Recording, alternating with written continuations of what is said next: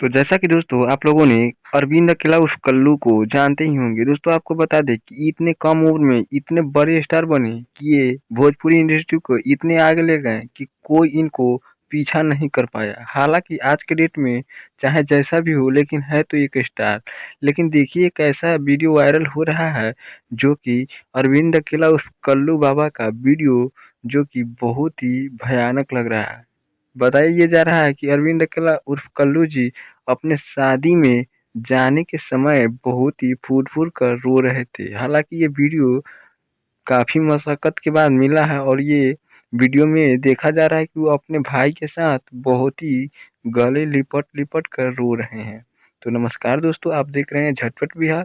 अगर झटपट बिहार चैनल पे पहली बार आए हैं तो सब्सक्राइब कर लीजिएगा और वीडियो को एक लाइक कर दीजिएगा।